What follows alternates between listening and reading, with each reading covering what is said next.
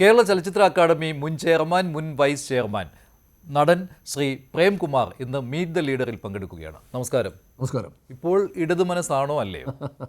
അല്ല, ഞാനൊരു രാഷ്ട്രീയ പ്രവർത്തകൻ ഒരിക്കലും ആയിരുന്നില്ല. ഇപ്പോൾ ഒരു ഇടതുപക്ഷത്തിൻ്റെ ഒരു ചേർന്ന് സഞ്ചരിച്ചപ്പോഴും അതിനകത്തൊരു പാർട്ടി മെമ്പർഷിപ്പ് ഉള്ള ഒരാളൊന്നും ആയിരുന്നില്ല ഞാൻ. അപ്പോഴും ഈ കോൺഗ്രസ് എന്ന് പറയുന്നത് തീർച്ചയായിട്ടും അത് ഒരു പശ്ചാത്തലം എനിക്ക് നേരത്തെ തന്നെ ഉള്ളതാണ്. അതൊരിക്കലും ഞാൻ മറച്ചു വച്ചിരുന്നുമില്ല. ഞാൻ പല ഇൻ്റർവ്യൂകളിലും മുമ്പൊക്കെ അത് പറഞ്ഞിട്ടുമുണ്ട്.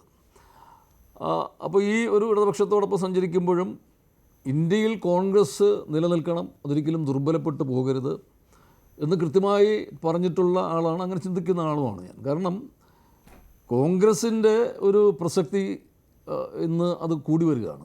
അതിന് കാരണം നമ്മുടെ ഒരു ജനാധിപത്യമൊക്കെ വല്ലാത്തൊരു അപകടത്തിലേക്ക് പോകുന്ന ഒരു അവസ്ഥയിൽ മതേതരത്വവും മതനിരപേക്ഷതയും ഒക്കെ വല്ലാതെ വെല്ലുവിളി നേരിടുന്ന ഒരു കാലത്ത് വർഗീയതയ്ക്കെതിരെയൊക്കെയുള്ളൊരു പോരാട്ടത്തിന് ദേശീയ തലത്തിൽ മറ്റൊരു രാഷ്ട്രീയ ബദൽ നമുക്ക് വേറൊന്നുമില്ല. അതിന് നേതൃത്വം നൽകും. ഇടതുപക്ഷം പറയുന്നത് ഇടതുപക്ഷത്തിന് പ്രസക്തി ഉണ്ട് എന്നാണ്, മതനിരപേക്ഷതയ്ക്ക് വേണ്ടി വാദിക്കുന്നതിന് വേണ്ടി. അവിടെ കോൺഗ്രസ് പരാജയപ്പെടുമ്പോൾ അവിടെ ഇടതുപക്ഷം ഒരു തിരുത്തൽ ശക്തിയായിട്ട് വരുന്നു എന്നൊക്കെ പറയുന്നു. ഇടതുപക്ഷം തന്നെയാണ് ശരിക്കും ഈ കോൺഗ്രസിനും കരുത്ത് പകർന്നുകൊണ്ട് മുൻകാലങ്ങളിൽ നിന്നത്.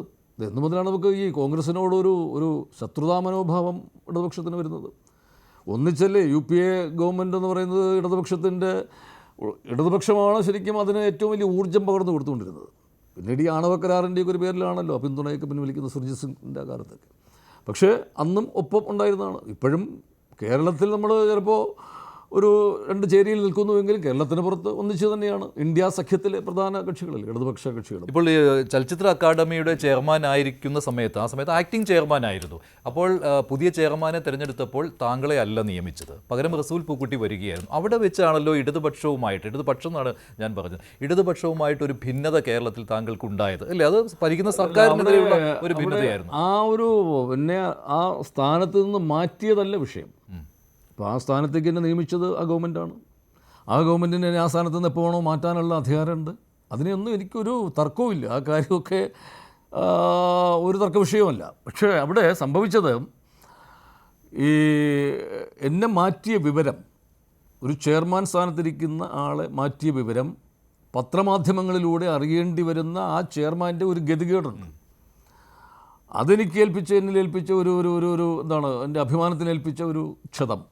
അതാണ് എൻ്റെ വിഷയം. അത്രയേ ഉള്ളൂ. അത് എന്നോട് ഇപ്പം മാറ്റുന്ന വിവരം എന്നോട് ആലോചിക്കുകയോ ഒന്നും ചെയ്യണ്ട. പക്ഷേ മാറ്റുന്നതിന് മുമ്പായിട്ട് എന്നെ ഒന്ന് അറിയിക്കാം, ഇങ്ങനെ നിങ്ങളെ മാറ്റാൻ പോവുകയാണ്. അല്ല, അങ്ങനെ മാറ്റാൻ പോകുന്നു എന്ന് താങ്കൾക്ക് മറ്റേതെങ്കിലും സോഴ്സിൽ അവിടെ ഉള്ള വിഷയം, അതിനകത്തുള്ളൊരു പശ്ചാത്തലം ഞാനിപ്പോൾ മറ്റൊരു കാരണങ്ങളും ഞാൻ അറിഞ്ഞിട്ടില്ല. ഈ നിമിഷം വരെ എന്നെ മാറ്റിയെന്നുള്ള വിവരം ഔദ്യോഗികമായിട്ട് എന്നെ അറിയിച്ചിട്ടുമില്ല. ഒരു അറിയിപ്പ് എനിക്ക്. ആ സമയത്ത് താങ്കൾ ആക്ടിംഗ് ആയിരുന്നു, ചെയർമാൻ എന്നുള്ളതല്ല, ആക്ടിംഗ് ചെയർമാൻ എന്നുള്ളതാണ് ചുമതല. അതായത് രഞ്ജിത്തിന് പകരമായിട്ട് വന്ന ഒരാൾ എന്ന രീതിയിലാണ് ഒരു വർഷത്തോളം അങ്ങനെ അത് തുടരുകയായിരുന്നു. അതിന് എഴുത്തുകുത്തുകളില്ലായിരുന്നു, അതിനൊരു ഒഫീഷ്യലായിട്ടൊരു കമ്മ്യൂണിക്കേഷൻ ഈ ചെയർമാനായിട്ട് താങ്കളെ നിയോഗിച്ചുകൊണ്ട് അതൊക്കെ ഉത്തരവ് അനുസരിച്ചല്ലേ, ഗവൺമെൻറ് ഉത്തരവാണല്ലോ. അപ്പോൾ ഇവിടെ വന്ന വിഷയം ഞാൻ പിന്നീട് എന്തുകൊണ്ട് എന്നെ മാറ്റി, അപ്പോൾ എന്താണ് അതിൻ്റെ ഒരു ചോദ്യം വരുമ്പോൾ മാധ്യമങ്ങളിലൂടെയാണ് അറിയാൻ കഴിഞ്ഞത്.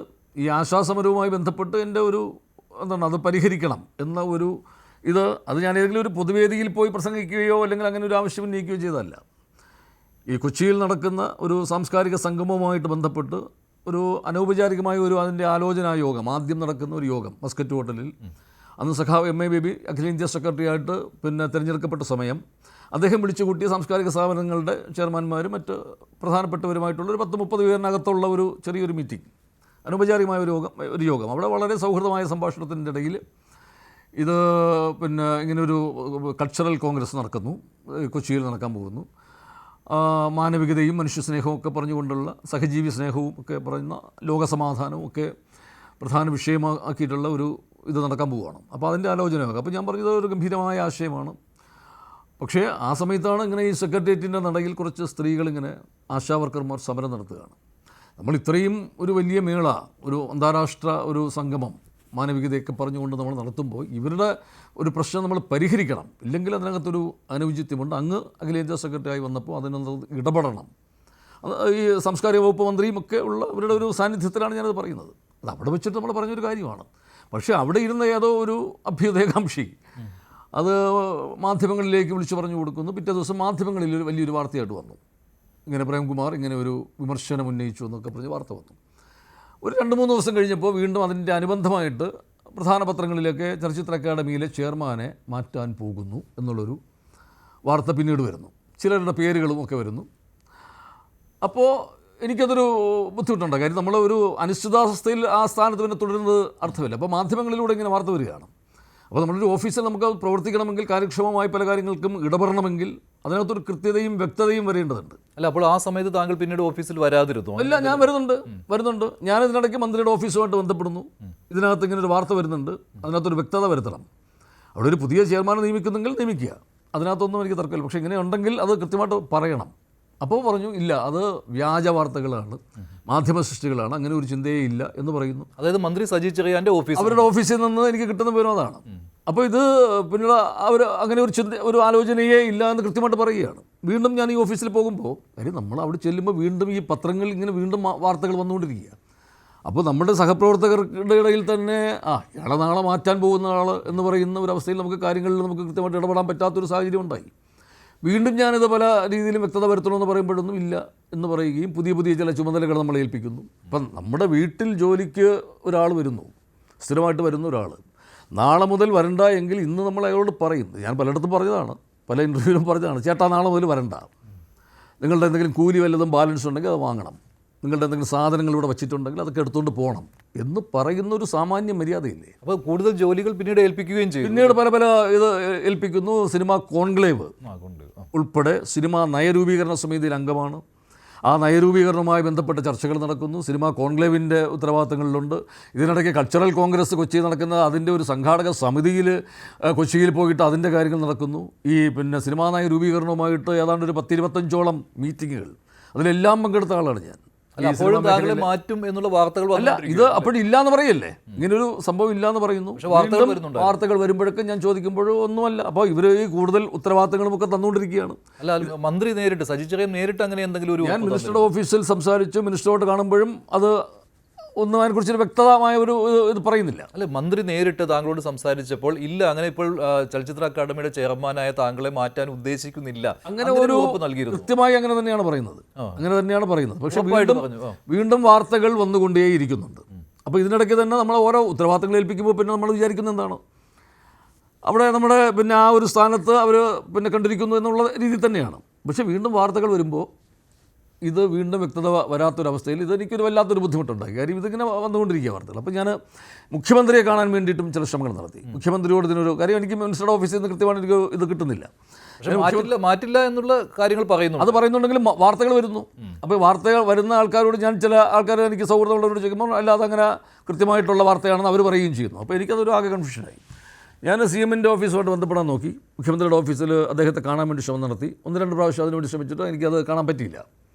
കാണാനുള്ള ഒരു ഇത് പല കാരണങ്ങളാൽ എനിക്കറിയില്ല എന്താണ് അവിടെ സംഭവിച്ചതെന്ന് എനിക്കറിയില്ല. ചലച്ചിത്ര അക്കാദമിയുടെ ചെയർമാൻ പദവിയിൽ ഇരിക്കുന്ന ആളാണ്. അങ്ങനെ ഒരാൾക്ക് മുഖ്യമന്ത്രിയുടെ ഓഫീസിൽ അവിടെ എന്തോ എനിക്കത് കാണാനുള്ള അവസരം നിഷേധിക്കപ്പെട്ടു എന്ന വാക്ക് തന്നെ ഞാനോട് ഉപയോഗിക്കും.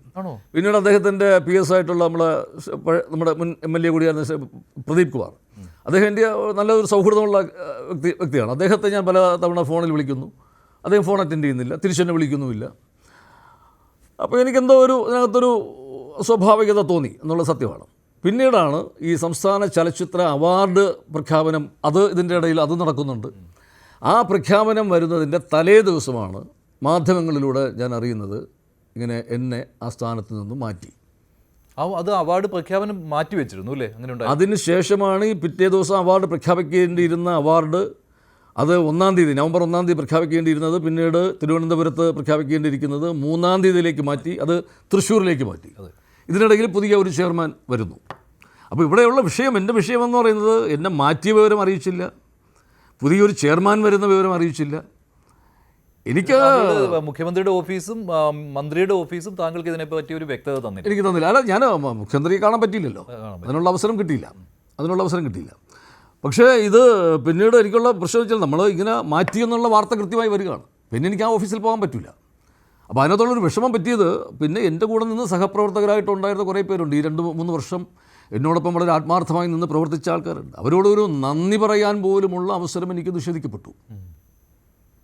ഇപ്പോൾ എനിക്ക് അവിടെ നിന്നൊരു മാന്യമായ ഒരു യാത്രയയപ്പ് നൽകണമെന്നൊന്നും ഞാൻ പറയില്ല. അത്ര ഒരു മികച്ച പ്രവർത്തനമൊന്നും ഇവിടെ കാഴ്ചവെച്ചൊന്നും ഞാൻ സ്വയം അവകാശപ്പെടാറൊന്നുമില്ല. പക്ഷേ പൊതുസമൂഹവും മാധ്യമങ്ങളും സിനിമാ മേഖലയും ഒക്കെ എൻ്റെ പ്രവർത്തനത്തെക്കുറിച്ച് വളരെ നല്ല രീതിയിലാണ് സർക്കാരിന്റെ മികവിനെ ആരും കുറച്ച് കാണുന്നു. അത് മാത്രമല്ല, താങ്കൾ ആ സമയത്ത് സിനിമയിൽ പോലും അഭിനയിക്കാതെ അല്ലേ, ആ സമയത്ത് മുഴുവൻ സമയം പൂർണ്ണ സമയവും അതിൻ്റെ ഒരു ചെയർമാൻ പദവിയുടെ ചുമതലയുള്ള സമയത്ത് താങ്കൾ പൂർണ്ണ സമയവും ചലച്ചിത്ര അക്കാദമിക്ക് വേണ്ടി വിനിയോഗിച്ചു എന്നാണ് എനിക്ക്. അക്കാദമിക്ക് അത്രയും നിരന്തരമായ ഒരുപാട് പ്രവർത്തനങ്ങളുണ്ട്. അവിടെ എല്ലാം ഈ ഒരു ചെയർമാൻ്റെ സാന്നിധ്യം ആവശ്യവുമാണ്. അതുകൊണ്ട് തന്നെ പൂർണ്ണമായും അതിൽ നമ്മൾ ഒരു കാര്യം ഗവൺമെൻറ് വിശ്വസിച്ച് ഏൽപ്പിക്കുമ്പോൾ അത് പൂർണ്ണ ഉത്തരവാദിത്വത്തോടു കൂടി തന്നെയാണ് അത് ആ ചുമതലകളിൽ ഞാൻ ഉണ്ടായിരുന്നത്. അപ്പോൾ അത് വൈസ് ചെയർമാനായിരുന്ന കാലത്തും അത് കൃത്യമായി അങ്ങനെ തന്നെ ഉണ്ടായിരുന്നു. ചെയർമാൻ്റെ ആ ചുമതലയിലും കൃത്യമായി എല്ലാ കാര്യങ്ങളും അതിനകത്ത് ഇടപെട്ടുകൊണ്ട് കൃത്യമായി തന്നെയാണ് ചെയ്തതും. ഏറ്റവും അർപ്പണബോധത്തോടുകൂടി, ആത്മാർത്ഥതയോടുകൂടി, സത്യസന്ധതയോടുകൂടി, സുതാര്യമായി എല്ലാ കാര്യങ്ങളും ചെയ്യാൻ. പക്ഷേ മന്ത്രി സജി ചെറിയാൻ അതിന് നൽകിയ വിശദീകരണം അതൊരു സ്വാഭാവിക നടപടിക്രമമാണ്. താൽക്കാലിക ചുമതലയായിരുന്നു പ്രേംകുമാറിനുണ്ടായിരുന്നത്. അപ്പോൾ പുതിയ ചെയർമാനെ സ്ഥിരമായിട്ട് നിയമിച്ചു റസൂൽ പൂക്കുട്ടിയെ. ചെയർമാനെ മാറ്റുന്നതിൽ ഒരു തർക്കവുമില്ല. പക്ഷേ സ്വാഭാവിക നടപടി എന്ന് അദ്ദേഹം പറയുന്നതിനകത്ത് എനിക്കൊരു വിയോജിപ്പുണ്ട്. കാരണം ഏതാണ്ട് 30-ലധികം സാംസ്കാരിക സ്ഥാപനങ്ങൾ കേരളത്തിൽ നിലവിലുണ്ട്. അക്കാഡമികളും മറ്റിതര സാംസ്കാരിക സ്ഥാപനങ്ങളും. അവിടെ എവിടെയെങ്കിലും ഈ ഒരു സ്വാഭാവിക നടപടി പോലെ ഈ കാലാവധി കഴിഞ്ഞത് എന്തെങ്കിലും പുനഃസംഘടിപ്പിക്കപ്പെടുകയോ ചെയർമാന്മാരെ മാറ്റുകയോ ചെയ്തിട്ടുണ്ടോ? ഒരു സ്ഥാപനത്തിൽ പോലും അങ്ങനെ ഉണ്ടായിട്ടില്ലല്ലോ. അപ്പോൾ എന്തുകൊണ്ടാണ് ചലച്ചിത്ര അക്കാദമിയിൽ മാത്രം അങ്ങനെ ഒരു സ്വാഭാവിക നടപടി? അപ്പോൾ താങ്കൾ ഇപ്പോഴും കരുതുന്നത് ആശാ വർക്കർമാരുടെ സമരം അവസാനിപ്പിക്കണം, അവർക്ക് നീതി നൽകണമെന്ന് താങ്കൾ ആവശ്യപ്പെട്ട കാര്യം മാത്രമാണ് മാധ്യമങ്ങളിൽ നിന്ന് എനിക്കറിയാൻ പറ്റിയത്. വേറെ ഒരു എന്തെങ്കിലും ആരോപണം എന്നെക്കുറിച്ചുണ്ടോ? എൻ്റെ പ്രവർത്തനത്തിനെക്കുറിച്ച് എന്തെങ്കിലും അതിനകത്തൊരു വീഴ്ച പറ്റിയെന്ന് ആർക്കെങ്കിലും അഭിപ്രായമുണ്ടോ? ഈ മന്ത്രി പോലും പ്രശംസിച്ചു. ഏറ്റവും മികച്ച മികച്ച പ്രവർത്തനമായിരുന്നു പ്രേംകുമാറിൻ്റെ എന്ന് അദ്ദേഹം പോലും പ്രശംസിച്ചു. അപ്പോൾ പിന്നെ എന്താണ് മികച്ച പ്രവർത്തനം നടത്തുന്നത് ഒരു അയോഗ്യതയാണോ? അതിനുശേഷം താങ്കൾക്ക് നേരെ വളരെയധികം സൈബർ ആക്രമണങ്ങൾ നടന്നിരുന്നു. അല്ലല്ല, അപ്പോഴൊന്നും ഒരു പ്രശ്നം ഉണ്ടായില്ല. ഞാനത് വളരെ നിശബ്ദമായി ഒരു പ്രതികരണവുമില്ലാതെ പിന്നീട് ഓഫീസിൽ പോകാനും പറ്റിയിട്ടില്ല. ഈ പുതിയ ചെയർമാൻ വരുന്ന വിവരവും എന്നെ അറിയിച്ചില്ല.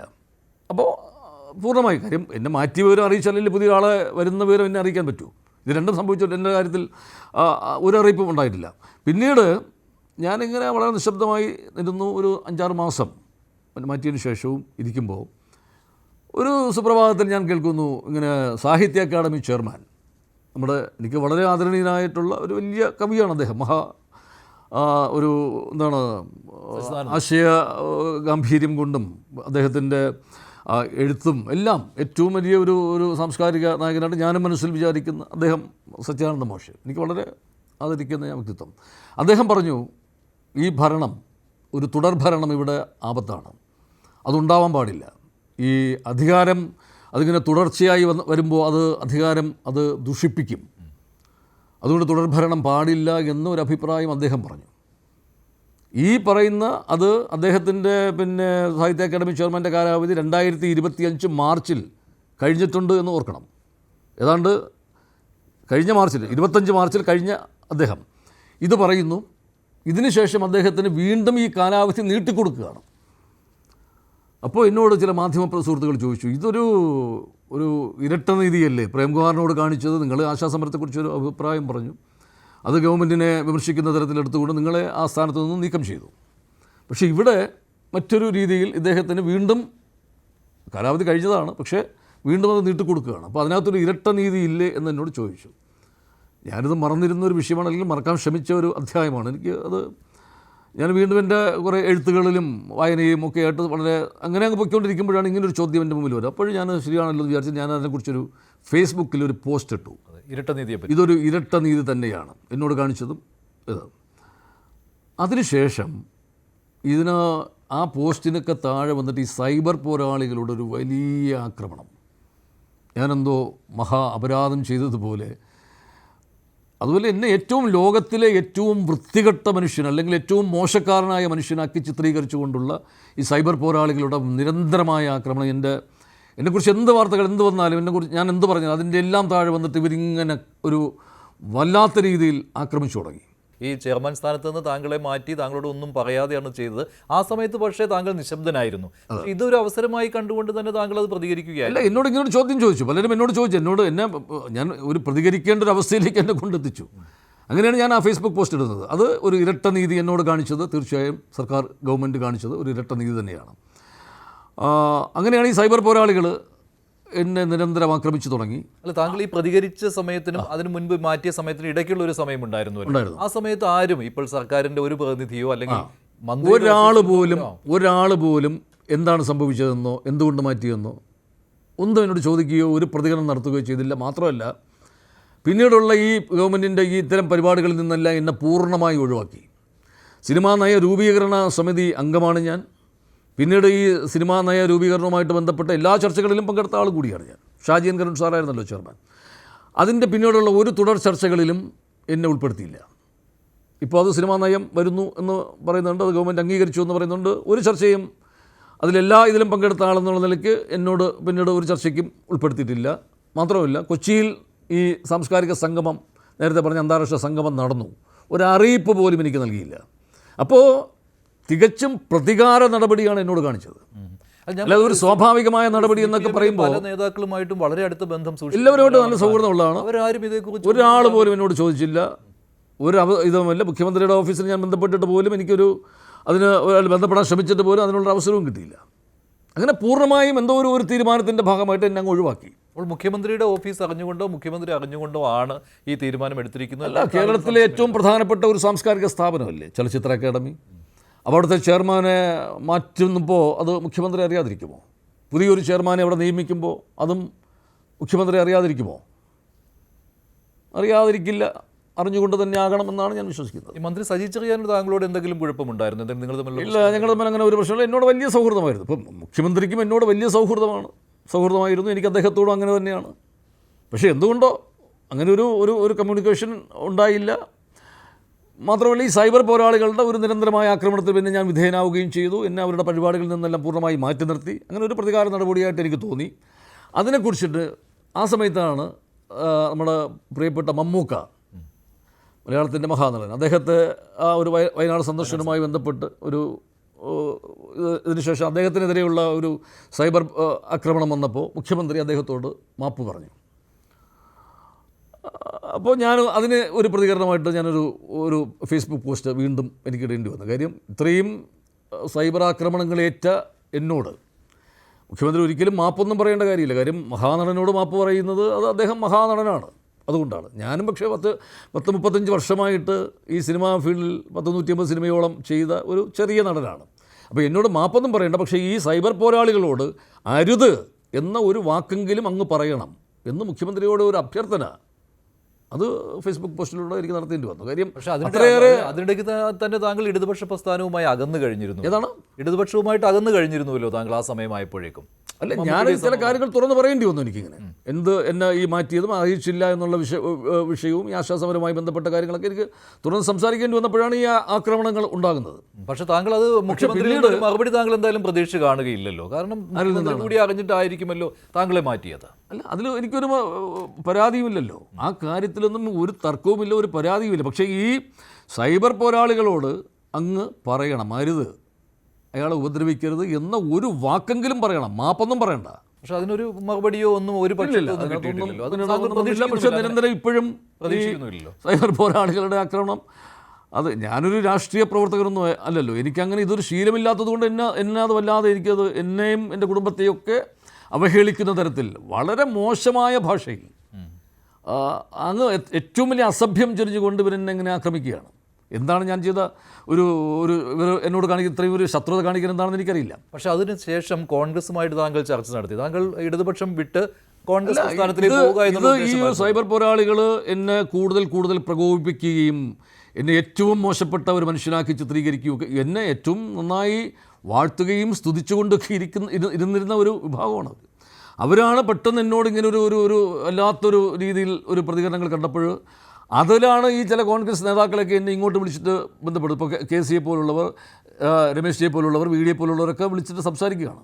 KPCC പ്രസിഡൻ്റൊക്കെ ഇങ്ങോട്ട് വിളിച്ച് എന്താണ് ഇത് കാരണമെന്നൊക്കെ ചോദിച്ചിട്ട് ഈ എൻ്റെ ഫേസ്ബുക്ക് പോസ്റ്റൊക്കെ കണ്ടിട്ട് ഇങ്ങോട്ട് വിളിക്കുമ്പോൾ അവർക്ക് എൻ്റെ ഒരു കോൺഗ്രസ് പശ്ചാത്തലം അവർക്കറിയാം. ഞാനതൊരിക്കലും മറച്ചു വച്ചിട്ടുമില്ലല്ലോ. അപ്പോൾ ഞാനിപ്പോൾ കോൺഗ്രസ്സിലോട്ട് പോയി അല്ലെങ്കിൽ ഇങ്ങോട്ട് പോയി, ഞാൻ എവിടെയും പോയിട്ടില്ല, ഒരിടത്തും പോയിട്ടില്ല. ഞാനിപ്പോൾ CPM പോയി അവിടെ ഒരു മെമ്പർഷിപ്പ് എടുത്ത ആളല്ല. തിരിച്ച് കോൺഗ്രസ്സിലായിരുന്നാലും ഞാൻ കോൺഗ്രസ്സിന് മുമ്പേ അതിനോടൊരു അനുഭവമുള്ള ആൾ തന്നെയാണ്. അത് കോൺഗ്രസിൽ അംഗത്വം എടുക്കാനായിട്ട് നിർബന്ധമുണ്ടായിട്ടുണ്ടോ? ഇല്ലല്ല, അങ്ങനെ ഒരു നിർബന്ധം ഉണ്ടായിട്ടില്ല. പക്ഷേ ഇപ്പോൾ ഞാൻ അവരുടെ ഒരു ഒപ്പം പിന്നെ പഴയ രീതിയിൽ അല്ലെങ്കിൽ പോലും ഒരു മനസ്സുകൊണ്ട് അത് അന്ന് ഉണ്ടായിരുന്ന ആ ഒരു ഇത് ഒന്നുകൂടി എനിക്കൊരു എന്താണ് അവരെനിക്കൊരു ധൈര്യം എനിക്ക് പകർന്നു തരുന്നുണ്ട് ഇപ്പോൾ പല കാര്യങ്ങളിലും. തെരഞ്ഞെടുപ്പ് അടുത്ത സമയത്ത് UDF അധികാരത്തിൽ എന്നുള്ള രീതിയിലുള്ള വിലയിരുത്തൽ വന്ന സമയത്ത് താങ്കൾ മറുകണ്ഠം ചാടാൻ ശ്രമിച്ചു എന്ന രീതിയിലുള്ള സൈബർ ആക്രമണമുണ്ട്. അല്ല, ഈ അധികാരം നിലനിർത്തത്തിന് വേണ്ടിയിട്ടാണെങ്കിൽ ഞാനിപ്പോൾ പറയട്ടെ, ഞാൻ പിന്നെ ഈ 90കൾക്കൊക്കെ മുമ്പ് ഞാൻ കോളേജ് വിദ്യാർത്ഥിയായിരിക്കുന്ന സമയത്താണ് KSUവിൻ്റെ പാനലിൽ ഞാൻ മത്സരിച്ചിട്ടുള്ളത്. അവിടെ കോളേജിൽ, ചെമ്പഴന്തി കോളേജിൽ.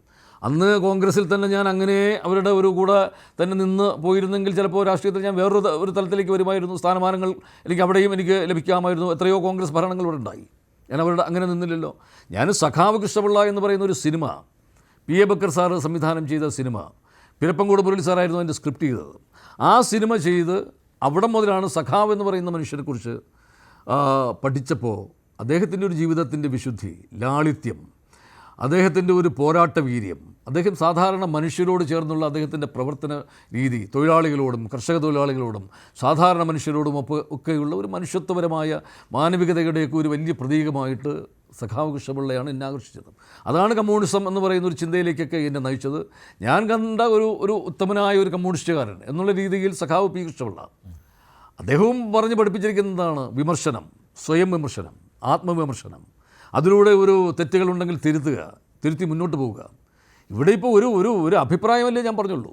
അതൊരു വിമർശനമായിട്ട് കാണുകയും അല്ലെങ്കിൽ അതിനെ പോസിറ്റീവായിട്ട് കാണുകയും ആശാസമരത്തെക്കുറിച്ച് പറഞ്ഞത് അതൊരു സ്വയം ഉൾക്കൊള്ളാൻ പറ്റിയില്ലെങ്കിൽ ഉൾക്കൊള്ളണ്ട. പക്ഷേ എന്നെ ഒരു പ്രതികാരം പോലെ അതിൻ്റെ പേരിൽ ഒരു പൂർണ്ണമായും ഒഴിവാക്കുന്ന, അവരെന്നെ ഉപേക്ഷിക്കുന്ന ഒരു തരത്തിലേക്ക് വന്നപ്പോൾ എന്നെ അത് കൂടുതൽ സൈബർ അറ്റാക്കിലൂടെ എന്നെ ചെയർമാനായി കേരള ചലച്ചിത്ര അക്കാദമിയിൽ ഇരുന്ന സമയത്താണ് ചെയർമാനായിട്ട് സംവിധായകനും നടനുമായ രഞ്ജിത്ത് ഉണ്ടായിരുന്നത്. അദ്ദേഹം ഇപ്പോൾ ജയിലിലാണ്. അപ്പോൾ ആ സമയത്ത് തന്നെ ഇപ്പോൾ ഈ രഞ്ജിത്തിനെ ആരോപണങ്ങൾ വന്ന സമയത്തും സംരക്ഷിക്കുവാനുള്ള ശ്രമം ഉണ്ടായില്ലേ സർക്കാരിൻ്റെ ഭാഗത്തു നിന്ന്? ആ സമയത്തും ആരോപണം ഉണ്ടായിരുന്നു, അദ്ദേഹത്തിനെതിരെ പരാതികൾ വന്നിരുന്നു. അല്ല, ആ സമയത്ത് പരാതികൾ വന്ന സമയത്ത് പിന്നീട് അദ്ദേഹം രാജിവെച്ചു. രാജിവെച്ചു, അത് മാറി. ആ സമയത്താണ് എന്നെ ഈ ഒരു ചുമതലയിലേക്ക് എന്നെ സർക്കാർ നിയമിച്ചത്. അതിനു മുമ്പ് അദ്ദേഹത്തിനെതിരെ പല പരാതികളും വന്നിരുന്നു അല്ലേ? അക്കാദമിയുമായി ബന്ധപ്പെട്ട പരാതികൾ പോലും ഉണ്ടായിരുന്നു. പക്ഷേ സർക്കാരിൻ്റെ പൂർണ്ണ സംരക്ഷണം അദ്ദേഹത്തിന് ഉണ്ടായിരുന്നില്ലേ? അല്ല, അതൊരു സംരക്ഷണമാണോ? അദ്ദേഹം ആ പദവിയിൽ ഇപ്പോൾ ആരോപണങ്ങൾ ഒരുപാട് വന്നിട്ടുണ്ടാകാം, അല്ലെങ്കിൽ വരുന്നുണ്ടാകാം. പക്ഷെ അത് തെളിയിക്കപ്പെട്ടൊരു കുറ്റക്കാരനാണെന്ന് കണ്ടാലല്ലേ നടപടിയെടുക്കേണ്ടതുള്ളൂ. പക്ഷേ താങ്കൾക്കെതിരെ ഒരു ആരോപണം പോലും ഇല്ലായിരുന്നു. അല്ല, അതൊക്കെ അവരോട് ചോദിക്കണം. എനിക്കതിനെക്കുറിച്ചൊന്നും ഞാൻ പറയുന്നത് ശരിയല്ല. എന്തായാലും ഇപ്പോൾ സംസ്ഥാനത്ത് ഒരു ഭരണമാറ്റത്തിന് സൂചന പോലും വരുന്ന സമയത്ത് താങ്കൾ കോൺഗ്രസ് പ്രസ്ഥാനത്തിലേക്ക് പോകാൻ ശ്രമിക്കുമ്പോൾ സ്വാഭാവിക കോൺഗ്രസ് പ്രസ്ഥാനത്തിലേക്ക് താങ്കൾ പോകാൻ ശ്രമം നടത്തുമ്പോൾ അല്ലെങ്കിൽ അവർ താങ്കളെ വിളിച്ചു കഴിഞ്ഞു, താങ്കൾ ഏത് സമയത്ത് വേണമെങ്കിലും കോൺഗ്രസിലേക്ക് പോയേക്കാം. അപ്പോൾ ഈ സൈബർ ആക്രമണങ്ങളും കൂടും. താങ്കൾ എന്ത് പറഞ്ഞാലും അത് അധികാരം. സൈബർ ആക്രമണങ്ങൾ ഇപ്പോൾ എനിക്കൊരു ശീലമായി മാറി. ഇപ്പോൾ കാര്യം അവർ നിരന്തരം ആക്രമിച്ചുകൊണ്ടിരിക്കുന്നു. അത് ചെയ്തോട്ടെ, അവർ ചെയ്യട്ടെ. ഒരു പരാതിക്കും താങ്കൾ പോയതുമില്ല. എന്ത് പരാതി? അതിനെക്കുറിച്ച് ഇപ്പോൾ എന്താ പരാതി ചെയ്യേണ്ട? ഞാൻ മുഖ്യമന്ത്രിയോട് ഒരു അഭ്യർത്ഥന നടത്തി, അവരോടൊന്ന് പറഞ്ഞ് വിലക്കണം എന്ന് മാത്രം പറഞ്ഞു. അത്രേ ഉള്ളൂ. ഇടതുപക്ഷ പ്രസ്ഥാനങ്ങൾ വിടുന്നവരെ മറ്റു രീതിയിൽ ചിലപ്പോൾ ഉപദ്രവിക്കാൻ പോലും മടി കാട്ടാത്ത നാടാണ്. ഞാനൊരു ഉറച്ച ദൈവവിശ്വാസിയാണ്. ഞാൻ ദൈവത്തിൽ വിശ്വസിക്കുന്ന ഒരാളാണ്. അതുകൊണ്ട് എനിക്ക് അങ്ങനെയുള്ള ഭയമൊന്നുമില്ല. ഞാൻ ദൈവത്തെ മാത്രമേ ഭയക്കുന്നുള്ളൂ. മറ്റ് കാര്യങ്ങളൊന്നും എന്നെ സംബന്ധിക്കുന്ന വിഷയമല്ല. ഈ താങ്കളുടെ ഒരു സഹപ്രവർത്തകൻ മന്ത്രിസഭയിലുള്ളതാണ് KB ഗണേഷ് കുമാർ. ഇങ്ങനൊരു വിഷയം ഉണ്ടായപ്പോൾ നിങ്ങൾ തമ്മിൽ സൗഹൃദം ഉള്ളതാണല്ലോ അല്ലേ? അപ്പോൾ ഇങ്ങനെ ഒരു വിഷയം ഉണ്ടായപ്പോൾ അദ്ദേഹം താങ്കളെ വിളിക്കുകയോ നിങ്ങൾ തമ്മിലൊരു ആശയവിനിമയം നടത്തുകയോ ചെയ്തില്ല? ഒന്നും ഉണ്ടായില്ല.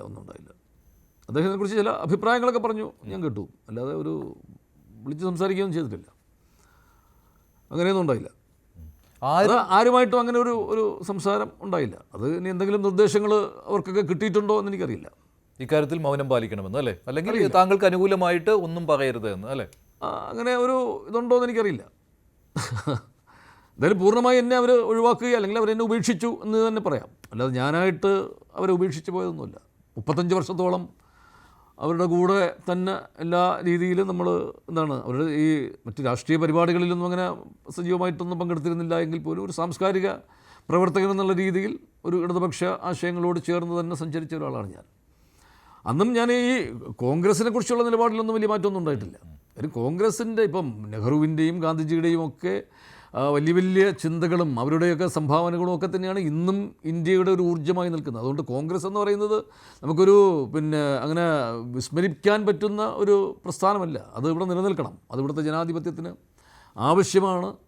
അതിൻ്റെ ഒരു ഇന്ന് ഉണ്ടായിരിക്കുന്ന ഒരു വർഗീയതയുടെയൊക്കെ ഒരു വല്ലാത്തൊരു വർഗീയതയാണ് ഞാൻ കാണുന്ന ഏറ്റവും വലിയൊരു വിപത്ത്. എന്തായാലും ഇപ്പോൾ ഒരു ആശ്വാസം, അതിനെതിരെയുള്ള ഒരു വലിയൊരു ഒരു ബദലായിട്ട് ഞാൻ കാണുന്നത് കോൺഗ്രസ് തന്നെയാണ്. ഇപ്പോൾ ഒരു ആശ്വാസമാണോ ഉള്ളത്? ഒരു വീർപ്പുമുട്ടൽ മാറിക്കിട്ടി എന്നുള്ളതാണോ? കാരണം ഒരു പ്രസ്ഥാനത്തിൻ്റെ ഒപ്പം ഇത്രയും വർഷങ്ങൾ നിന്നു, അവിടെ നിന്ന് അവഗണന അവസാനം ഉണ്ടായപ്പോൾ അവിടെ നിന്ന് പുറത്തു കടന്ന ഈ സമയത്ത് ഒരു വീർപ്പുമുട്ടി നിൽക്കുന്ന ഒരു അവസ്ഥയായിരുന്നു. ഒരു അഭിപ്രായം പറയാൻ സ്വാതന്ത്ര്യമില്ലാത്ത ഒരിടത്ത് നമ്മൾ പറയുന്ന ഒരു അഭിപ്രായം സ്വാതന്ത്ര്യമില്ലായിരുന്നു എന്നാണ് ഇത്രയും വർഷം. തീർച്ചയായും അങ്ങനെയല്ലേ ഇത് മനസ്സിലാക്കേണ്ടത്. ഇപ്പോൾ ഈ ഒരു അഭിപ്രായം പറഞ്ഞതിൻ്റെ പേരിൽ, ഈ ഒരു ഒറ്റ സംഭവത്തിന്റെ പേരിലല്ലേ ഉള്ളൂ, അതോ അങ്ങനെയായിരുന്നു? ഒരു അഭിപ്രായം ഞാൻ പറഞ്ഞു, കൃത്യമായി പറഞ്ഞു.